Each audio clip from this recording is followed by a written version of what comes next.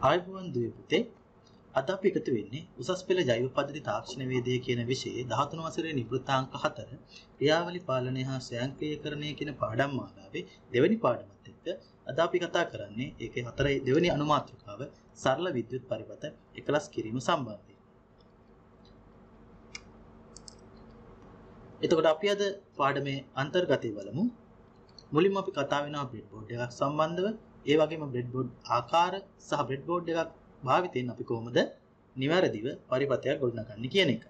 ඒ වගේම අපි කතා කරනවා අවකර පරිණාමකයක් සහ ගෘහස්ත විදුලිය භාවිතා කරලා අපි කොහොමද අඩු වෝල්ටීයතාවය සහිත ප්‍රත්‍යාවර්ත විදුලි සැපයීමක් ලබා ගන්න කියලා. ඒ වගේම අපි කතා කරනවා අන්නේ ලබාගත් ප්‍රත්‍යාවර්ත විදුලි ධාරාව අපි කොහොමද රෙක්ටිෆයින් බ්‍රිජ් එකක් එහෙම නැත්නම් ඍජුකාරක සේතුවක් භාවිතා කරලා සරල ධාරා විදුලි සැපයීමක් බවට පත් කරගන්නේ කියලා. හොඳයි. අන්න ඒ විෂය කරුණු ටික ආවරණය කරාට පස්සේ ඔබට පුළුවන් වෙනවා බ්‍රෙඩ්බෝඩ් එකක් ආධාරයෙන් සරල විද්‍යුත් පරිපථ ගොඩනැගීමට ඔබට හැකියාව ලැබෙනවා. ඒ වගේම විවිධ ජව සැපයුම් ආකාර හඳුනා ගන්නත් ඒව අතරින් බහුලවම භාවිත වන ජව සැපයුම් ආකාරය හඳුනා ගන්නත් ඔබට හැකියාව ලැබෙනවා.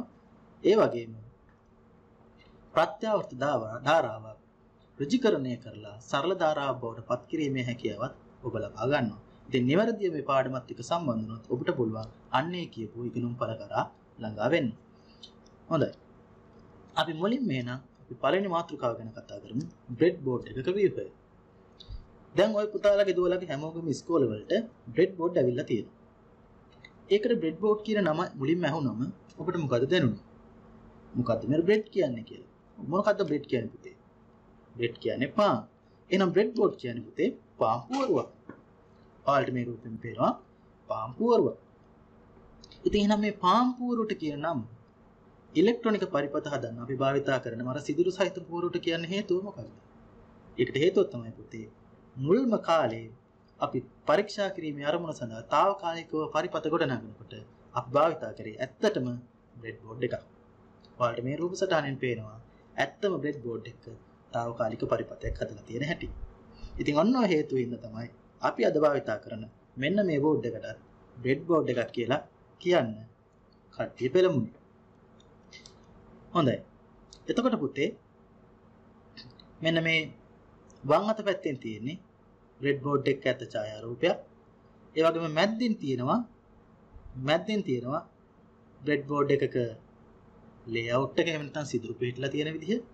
ඒ වගේම දකුණු අත පැත්තේ තියෙන රූපයෙන් බ්‍රෙඩ්බෝඩ් එක తాවකාලිකව පරිපථය ගොඩනගලා තියෙන හැටි ඔය කටියට බලා ගන්න පුළුවන්. හොඳයි. අපි තවදුරටත් මේ බ්‍රෙඩ්බෝඩ් එක ගැන ඉතාම සවිස්තරාත්මකව කතා කරන්නයි බලාපොරොත්තු වෙන්නේ. බලන්න බ්‍රෙඩ්බෝඩ් එකක මෙන්න මේ වගේ සිදුරු 5 බැගින් තියෙන පෝලිම් විශාල සංඛ්‍යාවක් තියෙනවා. ඒ වගේම බ්‍රෙඩ්බෝඩ් එක දෙපැත්තේ මේ වගේ ධන ඍණ කියලා ලකුණු කරලා තියෙන සිදුරු පෝලිම් දෙකක් තියෙනවා. එතකොට පුතේ පළවෙනි පාඩමත් එක්ක ඔබ එකතු වුණා නම් ඇත්තටම අපි මේ ගැන පොඩ්ඩක් දුර කතා කරා. මෙන්න මේ ධන කියන සිදුරු පෝලිමට තමයි අපි බැටරියක ධනාග්‍රය සම්බන්ධ කරන්නේ. ඒ වගේම ඍණ කියන පෝලිමට තමයි බැටරියක ඍණාග්‍රය සම්බන්ධ කරන්නේ. ඊට පස්සේ මෙන්න මේ මැද තියෙන සිදුරු වලට අපි අවශ්‍ය විද්‍යුත් උපාංග මෙන්න මේ සවි කරලා තියෙන ආකාරයට සවි කරගන්න අපිට පුළුවන්. බලන්න බ්‍රෙඩ්බෝඩ් එකේ පුතේ මෙන්න මේ පෝලිමක තියෙන සිදුරු පාට උඩින් A B C D E කියලා නම් කරලා තියෙනවා. ඔයාලට පැහැදිලිව පේනවා. ඒ වගේම සිදුරු පෝලිම් 1 2 3 4 5 කියලා මේ විදිහට නම් කරලා තියෙනවා. ඒ කියන්නේ අපි යම් කිසි පරිපථයක් නිපදවනවා නම් මේ සිදුරකට ඇත්තටම අපිට ඒක නිශ්චිතවම හඳුනා ගැනීමේ හැකියාව ලැබෙනවා. මෙන්න මේ කියන ඉලක්කම් සහ අකුරු භාවිතා කරලා. ඒ කියන්නේ මම මේ ලකුණු කරපු මෙන්න මේ සිදුරට අපිට ඒක තියෙන C පොලිමේ එන්න C8 කියලා මේ සිදුර නම් කරන්න පුළුවන්. ඒතර උදාහරණයක් විදිහට මේ කොළ පාට කරලා තියෙන්නේ A1 B1 C1 D1 E1 කියන සිදුරු පහ. මේ ආකාරයට අපිට නිශ්චිතවම අපේ යම් කිසි සිදුරක් නම් කරන්න අපිට හැකියාව තියෙනවා අපේ බ්‍රෙඩ්බෝඩ් එකක. හොඳයි. ඊළඟට අපි බලමු බ්‍රෙඩ්බෝඩ් එක හැදිලා තියෙන්නේ කොහොමද කියලා. ඇත්තටම බ්‍රෙඩ්බෝඩ් එක අනිත් පැත්ත හරවලා නැත්නම් පිටුපස්ස පැත්ත හරවලා ඒ අලවලා තියෙන ස්ටිකරේ ගලවපුවාම අපිට මෙන්න මේ වගේ view ටිකක් බලා ගන්න පුළුවන්. එතකොට මම කිව්වා ඉස්සරලා අර එක පේලියක තියෙන සිදුරු පහ සම්බන්ධයි කියලා. ඔයගොල්ලන්ට දැන් පේනවා. මෙන්න මේක තනි view එකක්. ඒ කියන්නේ මෙන්න මේ සිදුරු පහ එකිනෙක සම්බන්ධයි. ඒ වගේම තමයි දෙපැත්තෙන් මෙන්න මේ වගේ එක දිගටම සම්බන්ධ තීරු තියෙනවා. අන්න ඒවා තමයි power rails කියන්නේ. සාමාන්‍ය මේවා දෙක බැගින් දෙපැත්තේ තියෙනවා. ඒ හින්දා මෙන්න මේවට අපිට පුළුවන් Java සැපයුම ලබා දෙන්න. අපි මේ සම්බන්ධව වැඩි දුරටත් ප්‍රායෝගිකවත් ඉස්සරහට කතා කරනවා. මේ තියෙන්නේ බලන්න. මෙන්න මේ කෑල්ලක් ගලවපුවාම පේන හැටි තමයි මේ ඔය කටට පේන්න තියෙන්නේ. එතකොට මේ කෑල්ලක එක කැබැල්ලක උඩින් බලපුවාම මෙන්න මේ තියෙන කෑලි පහ තමයි අර සිදුරු පහට සම්බන්ධ වෙන්නේ. එහෙනම් දැන් ඔබට හොඳටම පැහැදිලි. සිදුර එක පේලියට තියෙන සිදුරු පහ කෙනෙක් සම්බන්ධ වෙලා තියෙනවා කියන්නේ හේතුව මොකද්ද කියලා. ඒ වගේම මේ බලන්න. මේ සිදුරු පොලින් දෙකක් අතර ප්ලාස්ටික් ආවරණයකින් වෙන් වෙලා තියෙනවා. ඒ හින්දා මෙන්න මේ වගේ සිදුරු පොලින් දෙකක් අතර කිසිදු සම්බන්ධතාවයක් නැහැ. ඉතින් ඒ හින්දා අපිට පුළුවන් නිවැරදිව බ්‍රෙඩ්බෝඩ් එකක් භාවිතා කරන්න අපි දැන් මේ ලබාගත්ත දැනුම භාවිතා කරලා. හොඳයි. අපි ඊළඟට බලමු මේ පින්තූරය දිහා. බලන්න මේ පින්තූරයෙන් දක්වලා තියෙන්නේ මේ බ්‍රෙඩ්බෝඩ් එකක තියෙන සියලුම සම්බන්ධතාවයන්. මේ කහ පාට ඉරවිලින් ලකුණු කරලා තියෙන්නේ සියලුම සම්බන්ධතාවයන්. එතකොට ඔයාලට පැහැදිලි මේ පෝලිං අතර පෝලිම් එකම සියලුම පෝලිම් වල ඒ සිදුරු පහ අතර සම්බන්ධයි. ඒ වගේම power rails වල දෙපැත්තෙන් තියෙන බලයගෙන යන හදලා තියෙන මාර්ගවල සිදුරු ටික එකිනෙක සම්බන්ධයි. මේ ආකාරයට තමයි බ්‍රෙඩ්බෝඩ් එකක් හැදිලා තියෙන්නේ. හොඳයි. ඊළඟට අපි බලමු විවිධ බ්‍රෙඩ්බෝඩ් ආකාර සම්බන්ධව පොඩ්ඩක් කතා කරලා.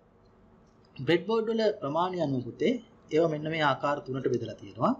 එතකොට මේ පළවෙනි ආකාරය අපි කියනවා full size breadboard එහෙම නැත්නම් සම්පූර්ණ ප්‍රමාණය කියලා.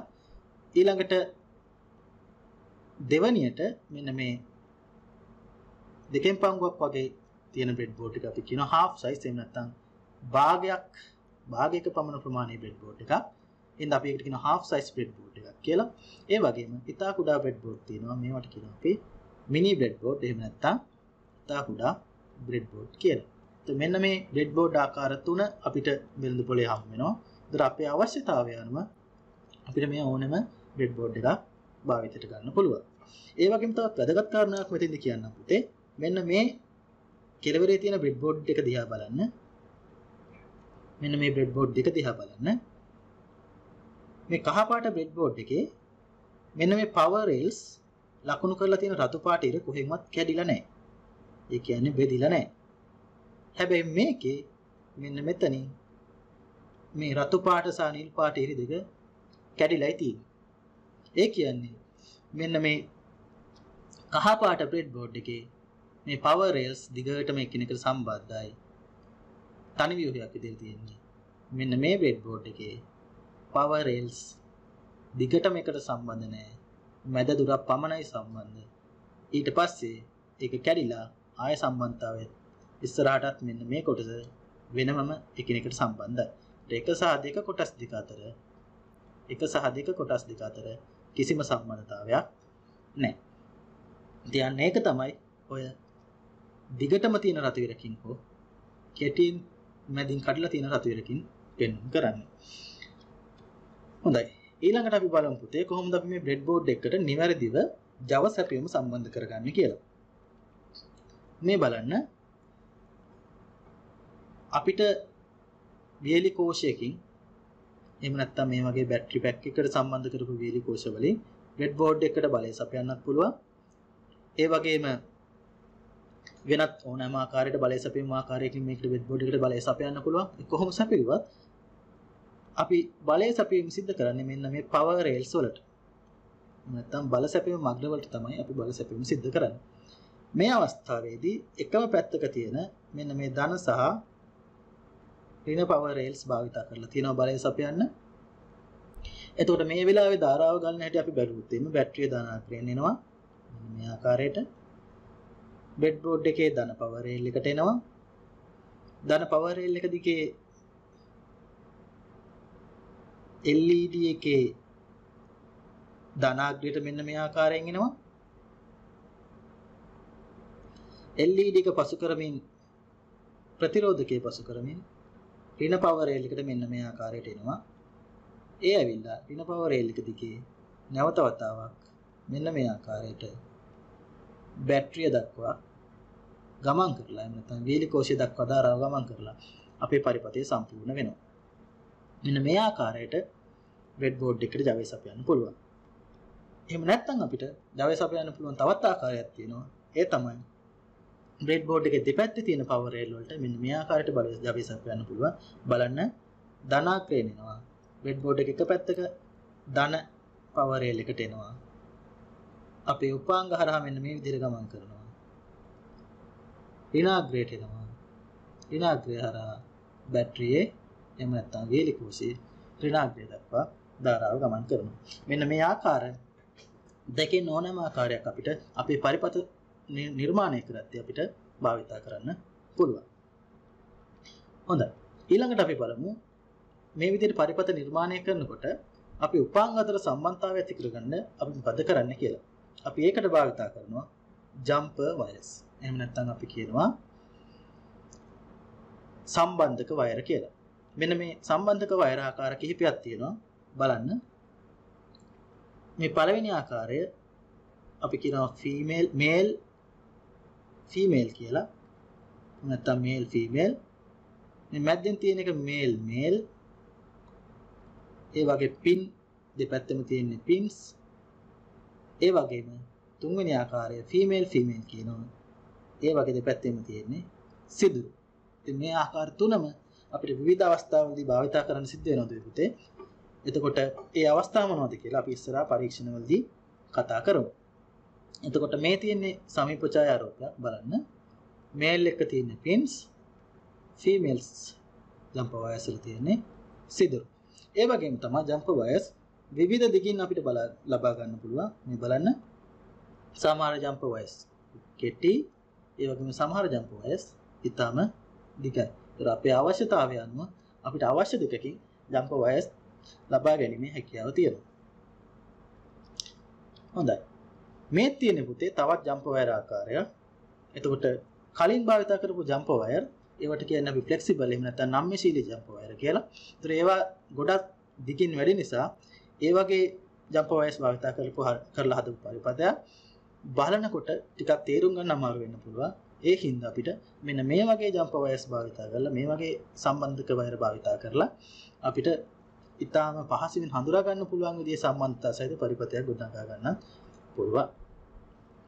ඉතින් මේ දැනුමත් එක්ක අපි බලමු කොහොමද බ්‍රෙඩ් බෝඩ් එකකට උපාංග සවි කරන්නේ කියලා.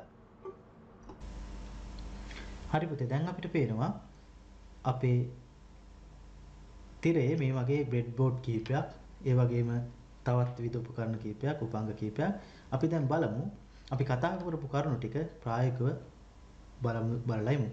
හරි මේ බලන්න මේ බ්‍රෙඩ් බෝඩ් එක ගත්තාම පුතේ මේ දෙකේ ප්‍රමාණය ගැන ඔබට මොකද හිතෙන්නේ? ඔබට හිතෙනවා මේක සාමාන්‍ය කුඩා බ්‍රෙඩ් බෝඩ් එකක් මේක විශාල බ්‍රෙඩ් බෝඩ් එකක්. ඔව්. එහෙම නෙමෙයි පුතේ. මේ කරලා තියෙන්නේ මේ වගේ බ්‍රෙඩ් බෝඩ් දෙකක් එකට සම්බන්ධ කරලා. මේ බලන්න මම මේක ගලවන්නම්. එතකොට බ්‍රෙඩ් බෝඩ් එකක මේ වගේ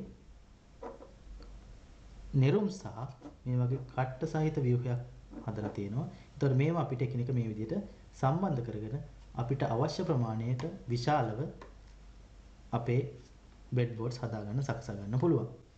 ඒ වගේම තමයි ඒ අතට වගේම අපිට මෙන්න මේ වගේ දික් අතටත් අර වගේ කට්ට සහ නිරුම් භාවිතා කරලා මේක දික් කරගන්න පුළුවන්. ඉතින් මේ ඕනෑම ආකාරයට අපිට අවශ්‍ය ප්‍රමාණයේ වේදිකාවක් සකසා ගන්න පුළුවන් අපේ පරිපථ නිර්මාණය කරන්න. ඒ වුණාට ඇත්ත වශයෙන්ම ගත්තොත් මේ වගේ එක බ්‍රෙඩ් බෝඩ් එකක් හොඳටම ප්‍රමාණවත් අපේ පරිපථ නිර්මාණය කරගන්න.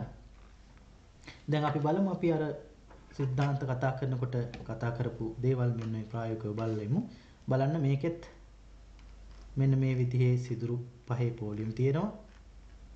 ඒ වගේම power rails දෙපැත්තේ එකිනෙක සම්බන්ධිත නැත්නම් දිගට මේකට සම්බන්ධිත power rails දෙපැත්තේ දෙක බැගින් තියෙනවා.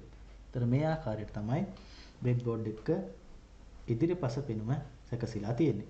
ඒ වගේම පිටුපස පෙනුම ගත්තොත් පුතේ මේ වගේ ස්ටිකරයක් ඩබල් ටේප් එකක් සහිත ස්ටිකරයක් මේ විදිහට තියෙනවා.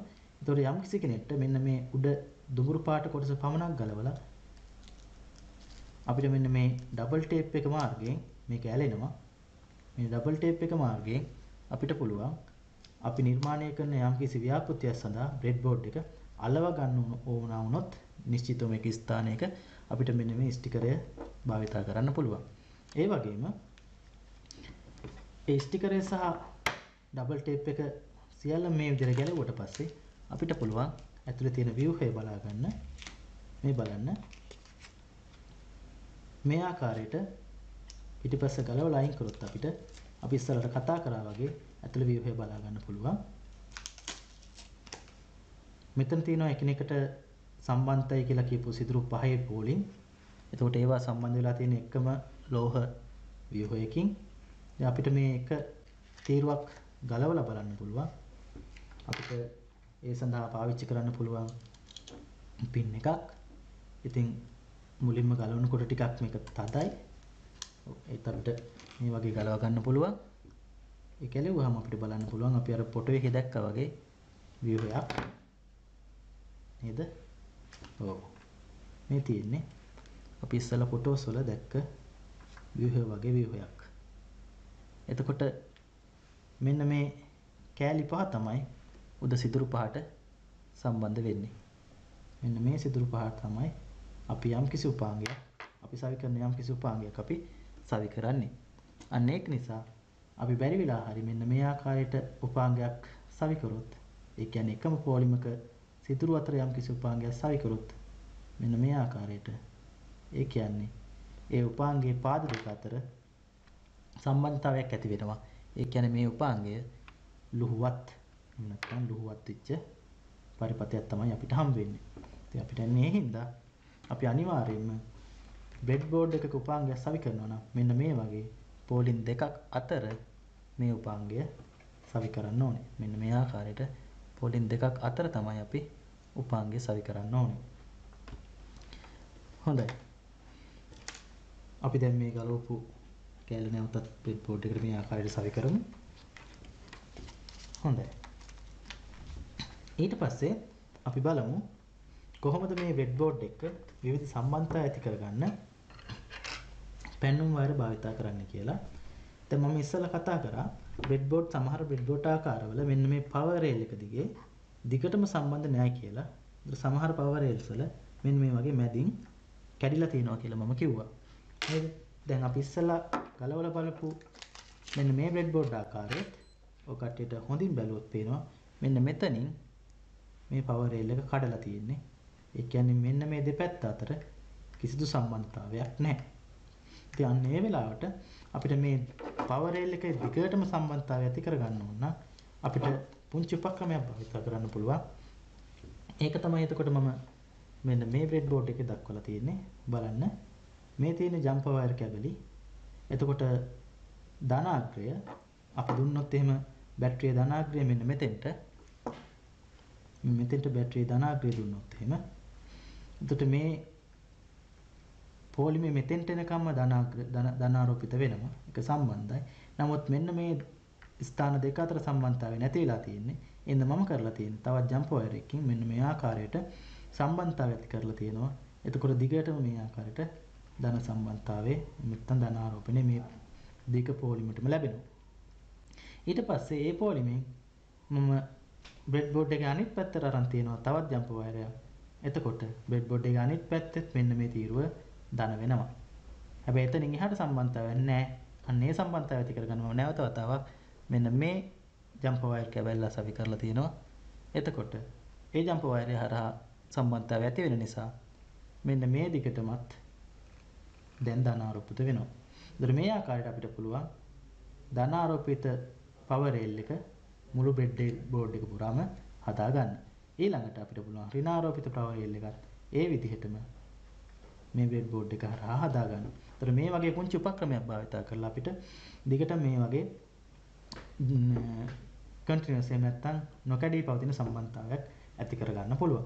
ඉතින් ඇත්ත වශයෙන්ම මෙහෙම කඩලා හදලා තියෙන්නේ අපිට ගොඩක් වෙලාවට මෙන්න මේ හතර පැත්ත වෙනස් පරිපත හතරකට භාවිත කරන්න පුළුවන් වෙන්නේ තමයි මේ විදිහට කඩලා හදලා තියෙන්නේ. ඒකත් අතිශයම වැදගත් ප්‍රයෝජනයක්.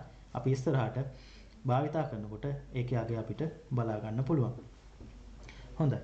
ඊළඟට අපි බලමු කොහොමද නිවැරදිව බෙඩ් බෝඩ් එකට උපාංග සවි කරන්න කියලා.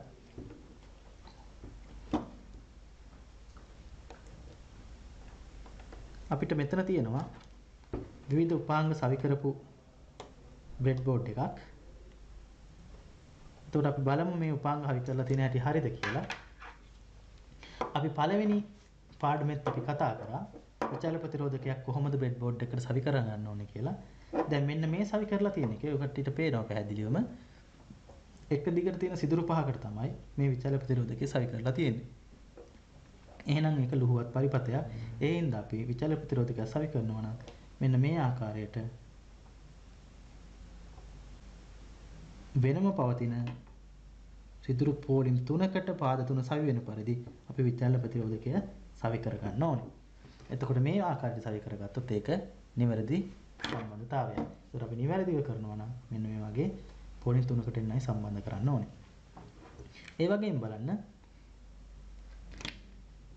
මෙතන තියෙනවා IC එකක්. එතකොට මේ IC එක කලින් සම්බන්ධ කරලා තිබ්බේ ඔය කට්ටිය දැක්කා. මේ වගේ එක පැත්තකට.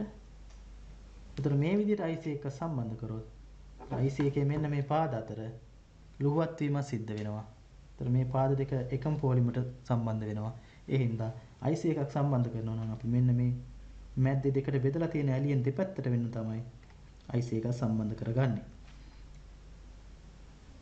එතකොට අපේ පාද අතර ලුහුවත් වීම සිද්ධ වෙන්නේ නැතුව නිවැරදිව IC එක බෙඩ් බෝඩ් එකට සවි කර ගන්න පුළුවන් මෙන්න මේ ආකාරයට.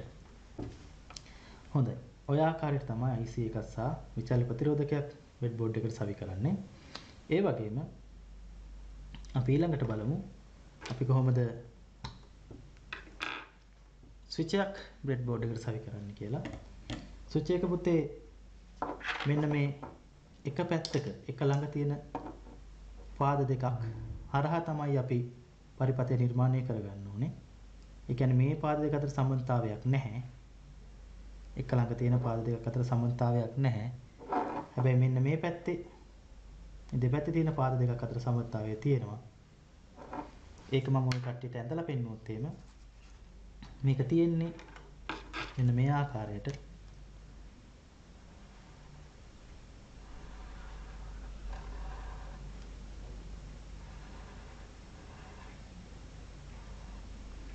මේ මැදින් තියෙනවා අපේ පුෂ් බටන් එක. එහෙම නැත්නම් ඔබන බොත්තම. එතකොට මෙන්න මේ ආකාරයට තමයි ඔය පුෂ් බටන් එකේ පාද පිටලා තියෙන්නේ. එතකොට අපි මෙන්න මේ ආකාරයට තිබ්බහම මේ බටන් එක පුෂ් කරපුවාම එතකොට මෙන්න මේ දෙපැත්ත අතර සම්බන්ධතාවයක් ඇති වෙලා මෙහෙම ධාරාව ගලාගෙන යන්න පුළුවන් වෙනවා. එතකොට මේකට පාද 4ක් සහිතව මේක හදලා තියෙනයි කියලා ඔය කටට හිතෙන්න පුළුවන්. ඒකට හේතුව තමයි මේක ස්ථායීව අපි පුෂ් කරනකොට එහෙම නැත්නම් අපි තද කරනකොට එහෙට මේට හෙලවෙන්නේ නැති වෙන නම් මේක පාද 4කින් ස්ථාවරව සවි වෙන්න ඕනේ. ඒ හින්දා තමයි මේකට පාද 4ක් සහිතව මේක නිෂ්පාදනය කරලා තියෙන්නේ. ඒතර මේ විදිහට සම්බන්ධ කරපුවාම පුතේ අපිට පුෂ් කරන වෙලාවට ධාරාව ගලාගෙන යනවා මෙන්න මේ මාර්ගය ඔස්සේ. හොඳයි. මේ විදිහට තමයි පුෂ් බටන් එකක් බෙඩ් බෝඩ් එකට සවි කරන්නේ. එහෙම නැතුව කවුරු හරි මෙන්න මෙහෙම සවි කරොත් එහෙම මේ පැත්තෙන් සවි කරොත් එහෙම එතකොට මෙන්න මේ පාද දෙක එකම පොලිමර් සම්බන්ධ වෙනවා. ඒතර මේ විදිහට සම්බන්ධ කරන්න සිදුරු බ්‍රෙඩ් බෝඩ් එකේ නැහැ. හැබැයි වැරදි විදිහට මෙන්න මේ ආකාරයට සවි කරන්න පුළුවන්. මෙහෙම සම්බන්ධ කරොත් එහෙම මේ දෙක එකම සිදුරු පොලිමේ සම්බන්ධ වෙනවා. එහෙම වුණොත් එහෙම ඒක වැරදි සම්බන්ධතාවයක්. ඒ හින්දා අපි පුෂ් බටන් එකත් මෙන්න මේ මැද ඇලියෙන් දෙපැත්ත තමයි මෙන්න මේ ආකාරයට සවි කරන්නේ. මේ විදිහට සවි කරගත්තාම පුෂ් බටන් එකක් අපිට පරිබතයක භාවිත කරන්නත් පුළුවන්. අපි පරිපතයක් නිර්මාණය කළ පුෂ් බටන් එකේ ක්‍රියාව අපි පරීක්ෂා කරමු. මම බැටරියෙන් බලය සපයනවා මෙන්න මේ විදිහට. ධනාග්‍රය මෙන්න මේ පවර් රේල් එකට සපයනවා. ඒ වගේම ඍණාග්‍රය මෙන්න මේ පවර් රේල් එකට සපයනවා. ඊළඟට මම පුෂ් බටන් එක අරගෙන මෙන්න මේ ආසන්නයෙන් මේ විදිහට සවි කර ගන්නවා. එතකොට මට පහසුවෙන් උපාංග සවි කර ගන්න පුළුවන්.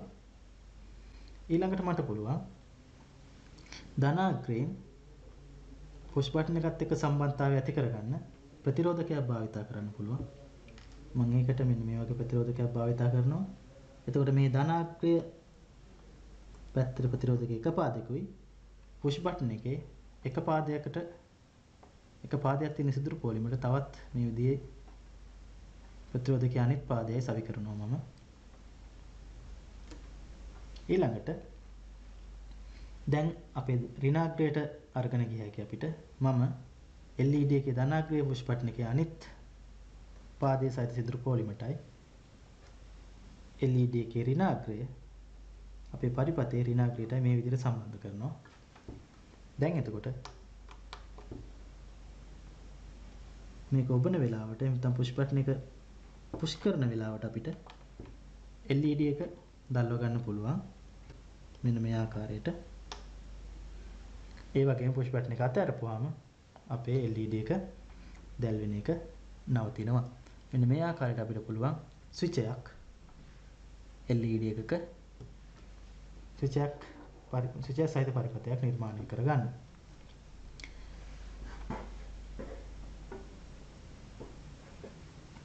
ඊළඟට අපි බලමු මේ වගේ පරිපතයක් හදද්දී අපි අතින් බහුලව සිද්ධ වෙන්න පුළුවන් වැරදි කීපයක් සම්බන්ධයෙන් අපි කතා කරලා බලමු. ඒතර ප්‍රධාන වශයෙන් ශිෂ්‍යව කරන වැරද්දක් තමයි පුතේ මෙන්න මේ වගේ අපේ පරිපත සම්බන්ධ කරනකොට ශ්‍රේණිගත සම්බන්ධය හරියට සම්බන්ධ වෙන්නේ නැති වෙන්න වෙනත් සිදුරු පොලිම් වල සවි කරනවා. ඔබට හොඳින් බැලුවොත් පේන්නේ මේක. එතකොට අපේ පුෂ් බටනේ එක් පාදයක් තියෙන්නේ මෙන්න මේ වෙනත් පොලිමක. ඒ වගේම LED එක සවි කරලා තියෙන්නේ ඊට මෙහා සිදුරු පොලිමට. එතකොට මේ අතර ශ්‍රේණිගත සම්බන්ධතාවය හරියට හැදෙන්නේ නැති නිසා පුෂ් බටන් එකේ ඔබට මේක සම්පත් වෙන්නේ නැහැ. ඉතින් අපි නිවැරදිව අදාළ සිදුරු වලට සම්බන්ධ කිරීම සිදු කරන්න ඕනේ. මේක ඇත්තට මේ සිදුරු පුංචි හින්දා අපි හරියටම එකපාරම නොපෙනී යන පුළුවන් අපි සවි කරන තැන හරියට. ඒ හින්දා ඉතා නිවැරදිව බලලා මේක සවි කරන්න ඕනේ.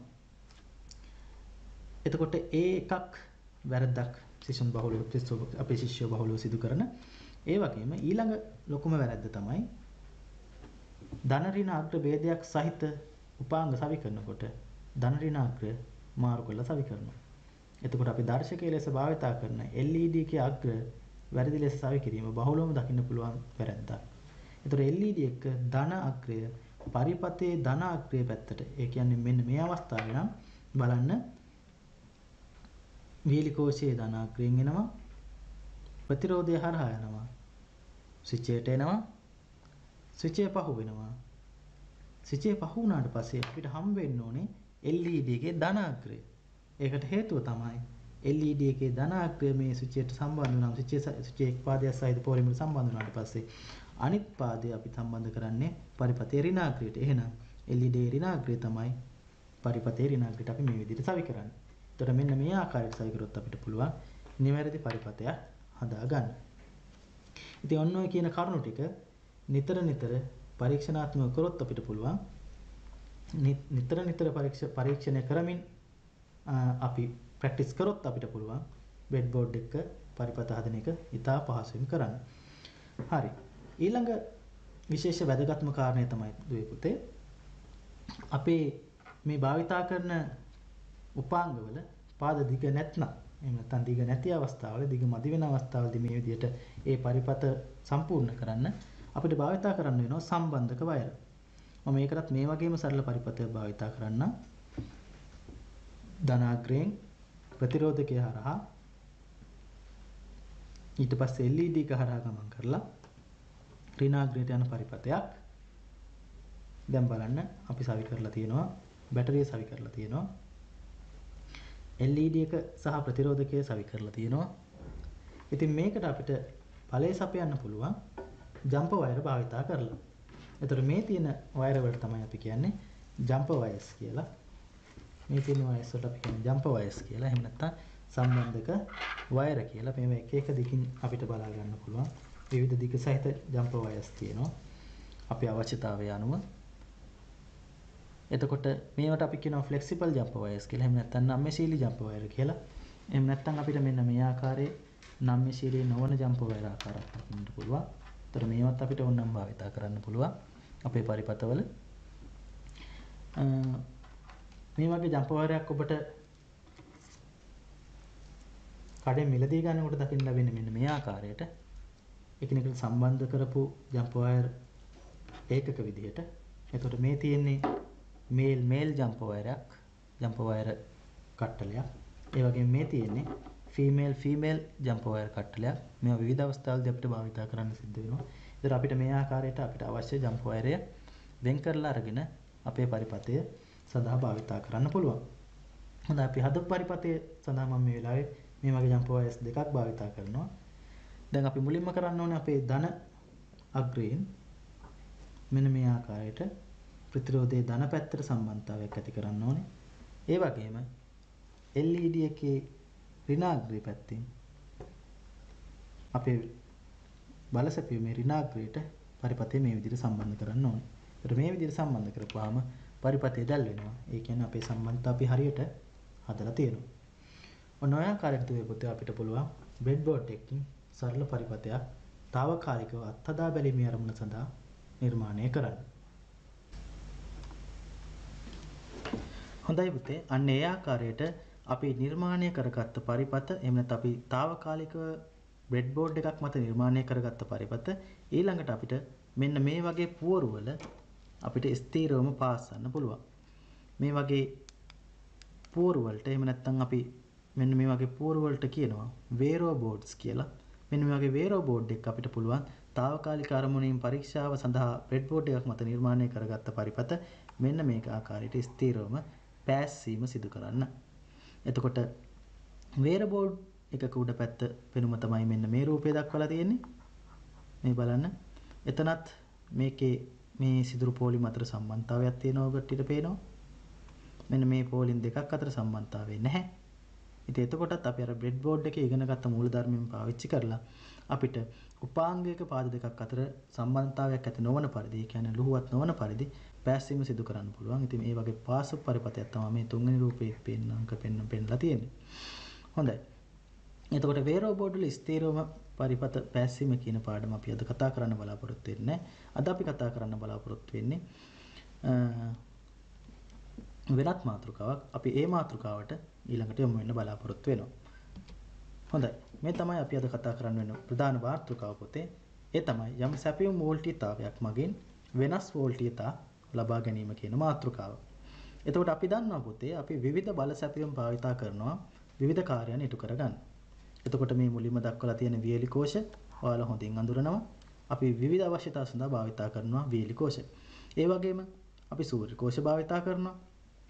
උදාහරණයක් විදිහට ගෙවල් වල සවි කරලා තියෙන උණු වතුර ඒකකවල අපි විදුලි කෝෂ භාවිතා කරනවා. ඒ වගේම මෙන්න මේ වගේ ජෙනරේටර්ස්, පවර් ජෙනරේටර්ස් අපි භාවිතා කරනවා. ලයිට් ගිය වෙලාවට එහෙම නැත්නම් ප්‍රධාන විදුලි සැපයීම විසන්ධි වෙන වෙලාවට බලය උත්පාදනය කරන්න බහුලව භාවිතා කරන උපකරණයක් තමයි ජෙනරේටර් එක කියන්නේ. එතකොට මේ සියල්ලම සලකලා බලපුවාම අපි වැඩිම භාවිතා කරන ජව සැපයීම ආකාරය තමයි මෙන්න මේ දක්වලා තියෙන්නේ. ඒ තමයි ගෘහස්ත විදුලිය.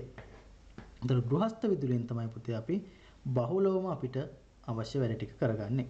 ගෘහස්ත විදුලිය කියන්නේ යම්කිසි පවර් ප්ලාන්ට් එකකින්, ඒ කියන්නේ විදුලිය නිෂ්පාදනය කිරීමේ බලාගාරයකින් විදුලි රැහැන් දිගේ ඇවිල්ලා අවකර පරිණාමකයකින් විභවාන්තරය අඩු කරලා අපේ නිවසට ලබා දෙන විදුලියට අපි කියන්නේ ගෘහස්ත විදුලිය කියලා. ඉතින් මෙන්න මේ ගෘහස්ත විදුලිය තමයි අපි වැඩිම භාවිත කරන්න කියලා අපි කතා කරා. ඉතින් අපි ඒ හින්දා මේ ගෘහස්ත විදුලිය ගැන තව වැඩිදුර විස්තරයක් කතා කරලා ඉමු.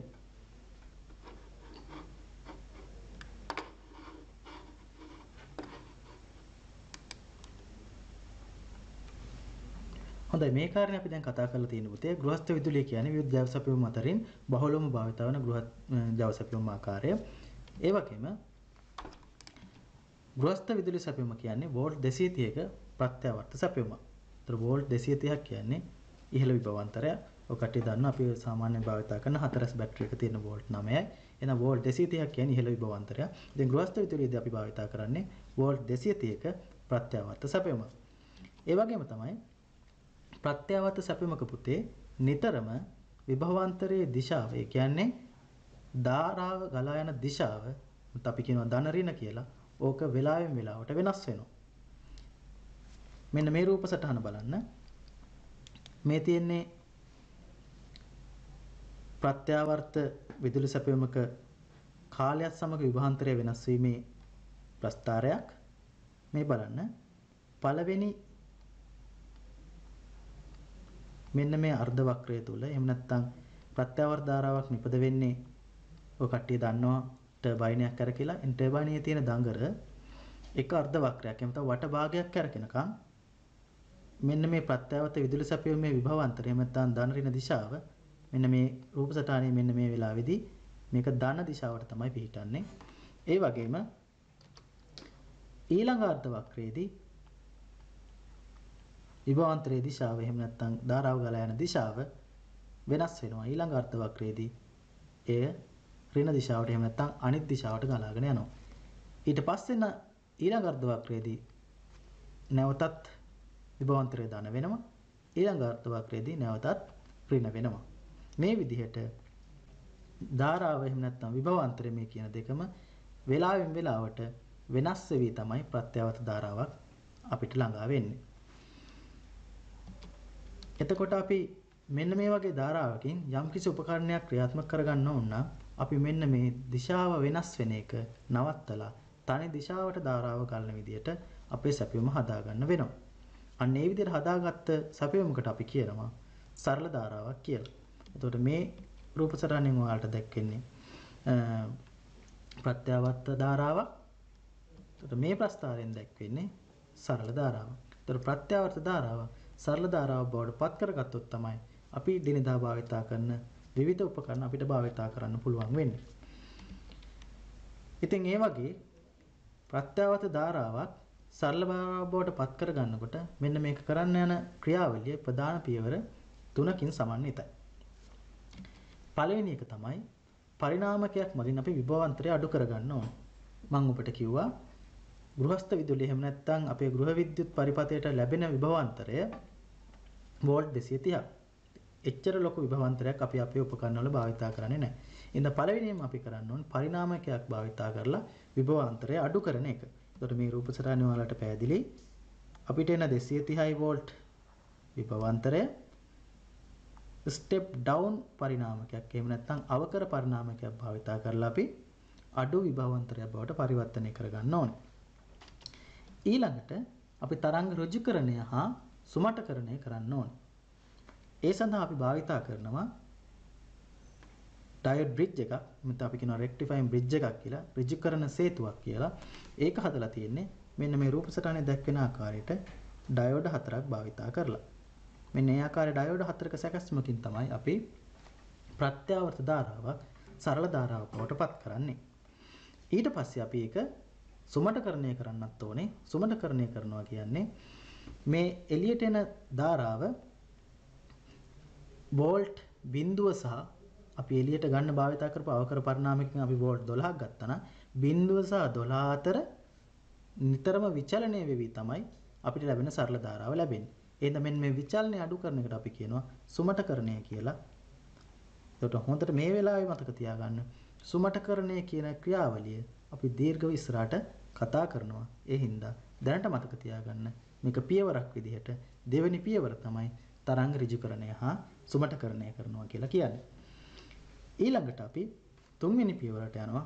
තුන්වෙනි පියවරේදී මේ සුමටකරණය කරන ලද සරල ධාරාවෙන් ඒ කියන්නේ අපි සුමටකරණය කරලා වෝල්ට් 12ක් එළියට ගත්තා නම් ඒකින් අපිට අවශ්‍ය වෝල්ටීයතාවය නිශ්චිත වෝල්ටීයතාවය එළියට ලබා ගන්න එකට අපි කියනවා වෝල්ටීයතා ස්ථායීකරණය කියලා. ඒ කියන්නේ අපේ පරිපථයට අපිට අවශ්‍ය වෝල්ට් 5යි නම් අර 12යි වෝල්ට් වලින් වෝල්ට් 5ක ස්ථාවර විභවාන්තරය ලබා ගන්න එකට අපි කියනවා වෝල්ටීයතා ස්ථායීකරණය කියලා. ඒතර ඔන්න ඔය කියන පියවර තුනෙන් තමයි ප්‍රත්‍යාවර්ත ධාරාවක් සරල ධාරාවක් බවට පත් කරන්නේ.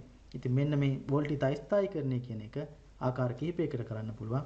මෙතනදී තියෙන්නේ එක IC එකක් භාවිත කරලා මේක කරලා තියෙන ආකාරය. මීට අමතරව තවත් ක්‍රම ගණනාවක් තිබෙනවා. අපි ඒ ගැනත් ඉස්සරහට කතා කරනවා. හොඳයි. එතකොට අපි මේ ක්‍රියාවලිය තවත් එක පියවරක් පොඩ්ඩක් වැඩිදුර කතා කරමු. එතකොට මේ පළවෙනි පියවර. එතකොට ඔබට මතකයි පළවෙනි පියවර මම කිව්වා වෝල්ටීයතාවය අඩු කරනවා කියලා. ඒකට අපි භාවිතා කරනවා මෙන්න මේ වගේ අවකර පරිණාමකයක්. එතකොට මුලින්ම මෙන්න මෙතෙන්ට එන විද්‍යුත් තරංගය මේ වගේ විශාල එහෙම නැත්නම් වෝල්ට් 230ක උතර මෙතනගේ 230යි වෝල්ට් 230ක ප්‍රත්‍යාවර්ත ධාරාවක් තමයි අපිට මුලින්ම ලැබෙන්නේ. ඒ කියන්නේ ධන ඍණ වෙනස් වෙන ධාරාවක්. අන්න ඒ මතකයේ තියාගන්න ඒ හොඳටම ඇති. ප්‍රත්‍යාවර්ත ධාරාවක් කියන්නේ ධන ඍණ නිතරම වෙනස් වෙන ධාරාවක්. මේ විදිහට ධන ඍණ වෙනස් වෙන ධාරාවක් පරිණාමයකට ඇවිල්ලා අවකර පරිණාමයකට ඇවිල්ලා මෙන්න මේ ආකාරයේ මේ දෙවෙනි ප්‍රස්ථාරයේ ආකාරයේ කුඩා විභවාන්තරයක් බවට පත් වෙනවා. එතකොට අපි ගන්න අවකර පරිණාමකයේ වෝල්ට් 12ක එකක් නම් එතකොට අපිට මෙතනින් එළියට එන්නේ වෝල්ට් 12යි. මෙන්න මේ ආකාරයට ප්‍රත්‍යාවර්ත විභවාන්තරයකින් ප්‍රත්‍යාවර්ත විභවාන්තරයක්ම අපිට අවශ්‍ය ප්‍රමාණයට වෙනස් කරලා ගන්න තමයි පරිණාමකයක් අපි භාවිතා කරන්නේ. ඊළඟ පියවර වෙන්නේ ඍජුකරණය. ඒතර ඍජුකරණය කරනවා කියන්නේ මම කිව්වා ධන ඍණ කොටස් දෙකකට තියෙන තරංගයේ ධන පැත්තට විතරක් කරව ගන්නවා. ඒතර මෙන්න මේ ආකාරයට ධන පැත්තට විතරක් අපේ ධාරාව ගලාගෙන යන්න එක පැත්තකට විතරක් ධාරාව ගලාගෙන යන්න අපි පරිපථය හදන එක තමයි කියන්නේ ඍජුකරණය කරනවා කියලා. ඒතර මෙතනදී වෙලා තියෙන දේ බලන්න. මේ පළවෙනි අර්ධ වක්‍රය එතකොට ධන අර්ධ වක්‍රය මේකේ මේ විදිහට උඩ පැත්තටම ඇවිල්ලා තියෙනවා. ඊළඟ මෙන්න මේ ඍණ අර්ධ වක්‍රය නැවත තවත් අපේ ධන පැත්තටම අරගෙන තියෙනවා. ඊළඟ අර්ධ වක්‍රය ඒකත් ධන එකක්මයි ඒක උඩ පැත්තටම තියෙනවා. ඊළඟ ඍණ අර්ධ වක්‍රයත් අපි ධන පැත්තටම අරගෙන තියෙනවා. ඒ කියන්නේ අපේ ධාරාවේ දිශාව මාරු වීම අපි වළක්ව ගන්නවා. මේක කරන්න අපි භාවිතා කරන්නේ මෙන්න මේ ඩයෝඩ් වලින් හදලා තියෙන ඍජුකාරක සේතුව කියන ව්‍යුහය. අපි ඒ ගැන තවදුරටත් විස්තර ඉස්සරහට කතා කරමු. මේ විදිහට හදාගත්ත එහෙම නැත්නම් අපි ඍජුකරණය කරගත්ත තරංගය දැන් ඔබට පේනවා මෙතන වෝල්ට් 0යි මෙතන වෝල්ට් අපි හිතමු 12යි. ඔව් 12යි වෝල්ට්. එතකොට අපි ඍජුකරණය කරගත්ත තරංගය වෝල්ට් 12 සහ 0 අතර මෙන්න මේ ආකාරයට විචලනය වෙවි තමයි අපිට ලැබෙන්නේ. ඉතින් අන්නේ විචලනය අඩු කරන අපි භාවිතා කරනවා මෙන්න මේ වගේ කැපැසිටර් එකක් එහෙම නැත්නම් ධාරිත්‍රකයක්. මේ ධාරිත්‍රකේ භාවිතා කරපුවම අපිට පුළුවන් මෙන්න මේ ඍජුකරණය කරන ලද තරංගය සුමටකරණය කරන්න. එතකොට මෙන්න මේ ප්‍රස්ථාරයෙන් දැක්වෙන්නේ සුමටකරණය කරන ආකාරය. ඒ කියන්නේ අපි අපේ තරංගයේ 12 වෝල්ට් දක්වා ලැබිලා ඊට පස්සේ වෝල්ට් 12ට වඩා අඩු වෙනකොට ප්‍රතිදාන තරංගය මෙන්න මේ කැපැසිටර් එකෙන් අපිට අවශ්‍ය විභවාන්තරය නැවත ලබා දෙනවා. එතකොට මෙන්න මේ වගේ බිඳුවට අඩු වෙන්න දෙන්නේ නැතුව මේ ධාරිත්‍රකයේ මගින් යම්කිසි නිශ්චිත අගයක අපේ ප්‍රතිදාන තරංගය පවත්වා ගන්නවා. මෙන්න මේ ක්‍රියාවලියට අපි කියනවා සුමටකරණය කරනවා කියලා. හොඳයි. මේ වගේ සුමටකරණය කරපු තරංගයකින් එහෙම නැත්නම් විදුලි ධාරාවකින් අපිට අවශ්‍ය ස්ථාවර විභවාන්තරය ලබා ගැනීමට අපි කියනවා ස්ථායීකරණය කියලා. එතකොට මෙන්න මේ ආකාරයට ලැබිච්ච තරංගයෙන් අපි ඊට වඩා අඩු ප්‍රමාණයක මෙන්න මේ ආකාරයේ ස්ථාවර විභවාන්තරය ලබා ගන්න පුළුවන්. එතකොට මෙන්න මේ අවස්ථාවේ වෝල්ට් 12ක් තිබුණා නම් අපිට වෝල්ට් 8ක් 9ක විභවාන්තරයක් ස්ථායීකරණය කරලා මේ විදිහට ලබා ගන්න පුළුවන්. එතකොට මේ මුලින්ම ලැබුණු 230යි වෝල්ට් ප්‍රත්‍යාවර්ත විභවාන්තරය මෙන්න මේ ආකාරයක 8යි වෝල්ට් එහෙම නැත්නම් අපි කැමති ආකාරයක සරල ධාරාවක් බවට පත් කර ගැනීමට තමයි අපි කියන්නේ තරංග ඍජුකරණය එහෙම නැත්නම් සරල ධාරාවක් ලබා ගැනීම කියලා. හොඳයි. ඊළඟට අපි බලමු පරිණාමකයක් මගින් විභවාන්තරය අඩු කරන එක කොහොමද කරන්නේ කියලා. ඒතර ඒකට මුලින්ම අපි දැනගන්න පරිණාමකයක් කියන්නේ මොකක්ද කියලා. පරිණාමකයක් කියන්නේ පුතේ ප්‍රත්‍යාවර්ත වෝල්ටීයතාවකේ අවශ්‍ය පරිදි ප්‍රත්‍යාවර්තම ප්‍රදානයක් ලබා ගන්න පුළුවන් උපාංගය. ඒතකොට මේක ගිය පාරත් විභාග ප්‍රශ්නයකට අහපු තැනක් ප්‍රත්‍යාවර්ත ප්‍රතිදානයක්මයි මේකෙන් ලැබෙන්නේ. අපි ප්‍රදානය කරන්නේ ප්‍රත්‍යාවර්ත ධාරාවක්, ලැබෙන්නේ ප්‍රත්‍යාවර්ත ධාරාවක්මයි. ඒතකොට පරිණාමකයක විශේෂ ලක්ෂණය තමයි අන්න ඒක. ඊළඟට මේ රූප සටහන බලන්න. මෙන්න මේ දක්වලා තියෙන්නේ පරිණාමකයක සංකේතය. ඒතකොට මේ ආකාරයේ සංකේතයක් තමයි අපි පරිණාමකයක් හඳුන්වන්න භාවිතා කරන්නේ. ඒතකොට මේ සංකේත විවිධ තැන්වල පුංචි වෙනස්කම් තියෙනවා. එතකොට ඒ ගැන අපිට ඉස්සරහට බලන්න පුළුවන්. පරිණාමකයක් ගත්තොත් පුතේ මෙන්න මේ වගේ අග්‍ර දෙකක් තියෙන පැත්තක් තියෙනවා. ඒක තමයි එතකොට ප්‍රධානය කරන පැත්ත. එතකොට අපි වෝල්ට් 230 දෙන්නේ මේ පැත්තෙන්. නැත්නම් ගෘහ විදුලි සැපයීමට සම්බන්ධ කරන්නේ මේ පැත්තෙන්. ඊට පස්සේ අනිත් පැත්තේ අපිට තියෙනවා මේ වගේ අග්‍ර තුනක්. අග්‍ර තුනක් තියෙන පරිණාමක තියෙන්නත් පුළුවන්. අග්‍ර දෙකක් තියෙන පරිණාමක තියෙන්නත් පුළුවන්. ඊට වඩා වැඩි ප්‍රමාණයක් තියෙන පරිණාමක තියෙන්නත් පුළුවන්. ඒ කොහොමුණත් මූල ධර්මය තමයි අග්‍ර තුනක් තියෙනවා නම් අපි ඒකට කියනවා මැද බෙදුම් පරිණාමකයක් කියලා. එතකොට මෙන්න මේ මැද්දේ තියෙන වයරය වෝල්ට් 0යි. එතකොට මේක වෝල්ට් 12ක එහෙම නැත්නම් 12 කියලා ගහලා තියෙන පරිණාමකයක්.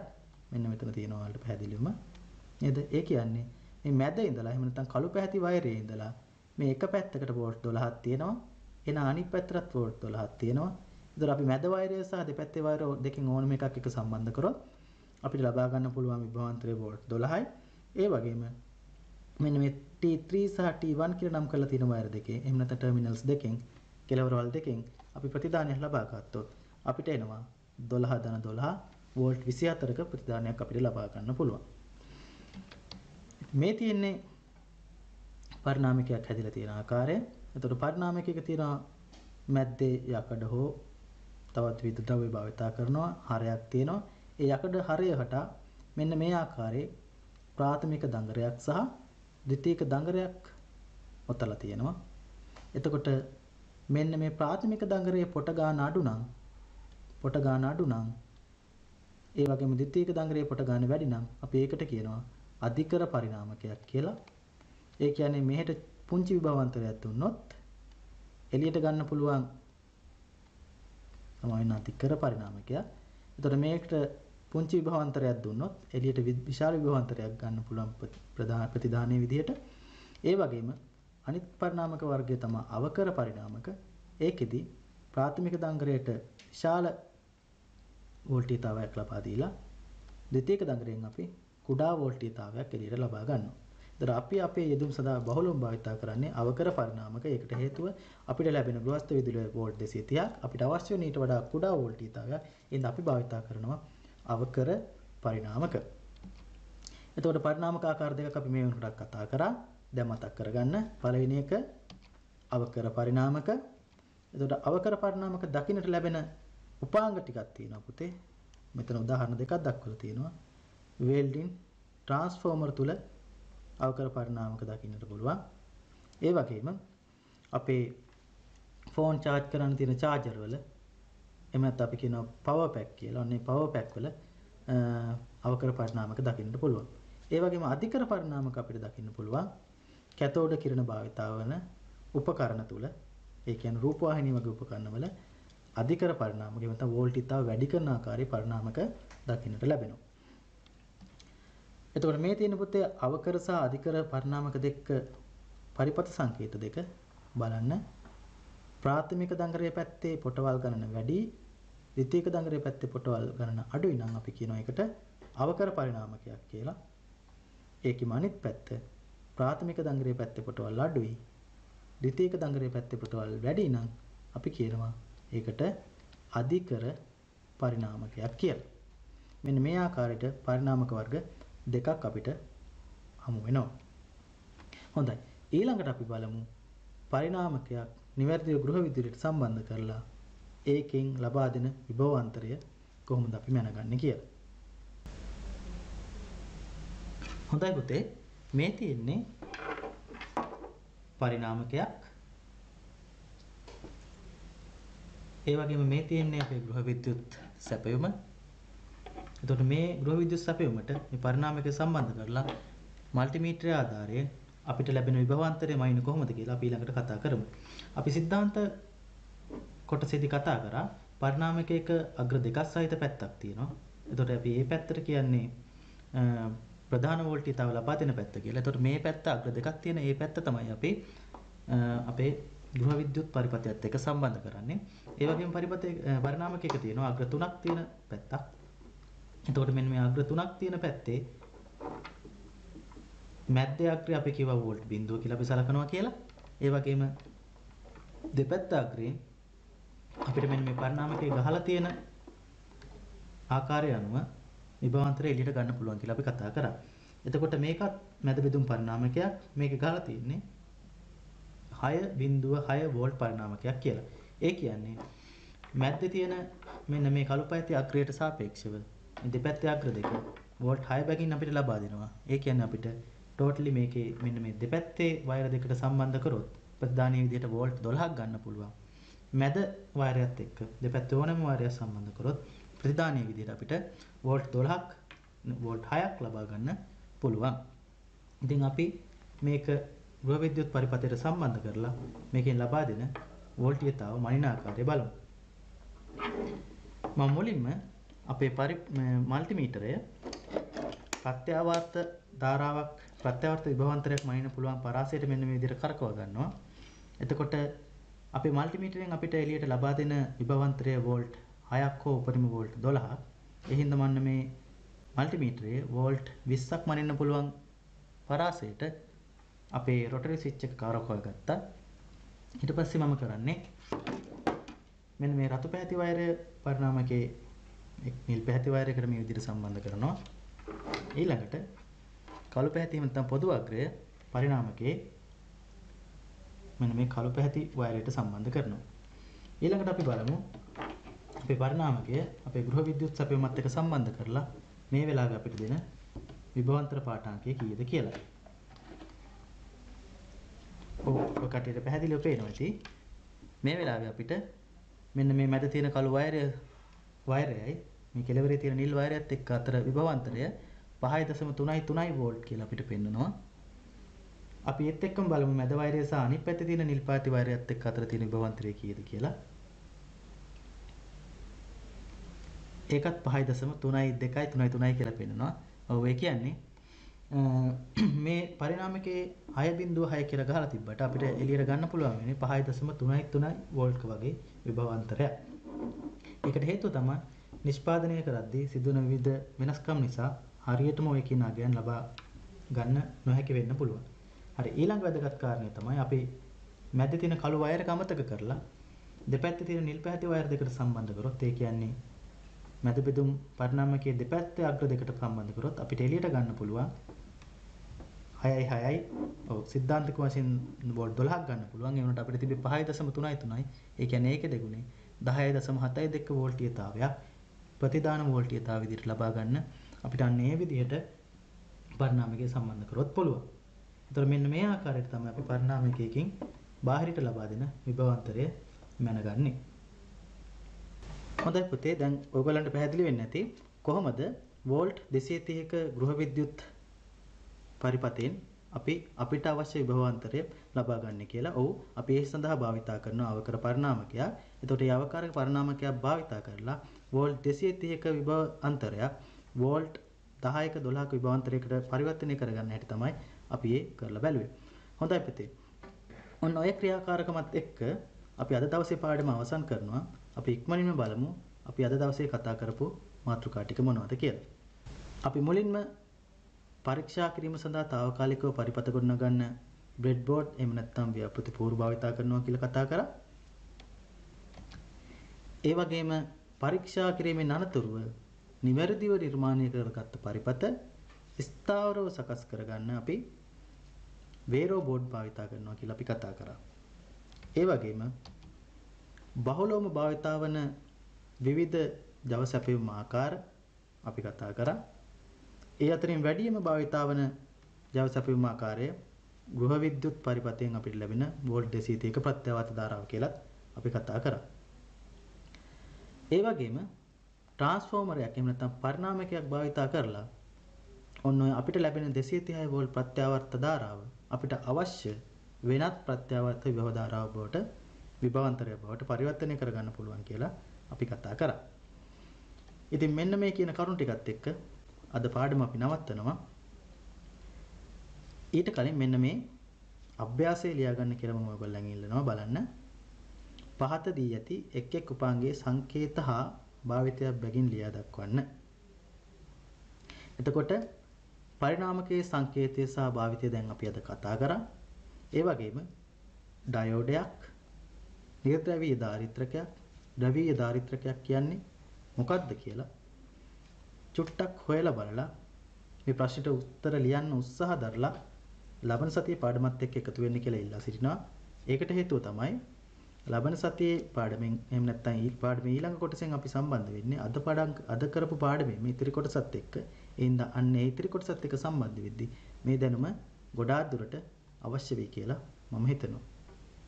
ඉතින් ලබන කොටසෙන් ඊළඟ කොටසෙන් ඊළඟ පාඩමෙන් අපි හම් වෙනකම් ඔයාලට ආයුබෝවන්.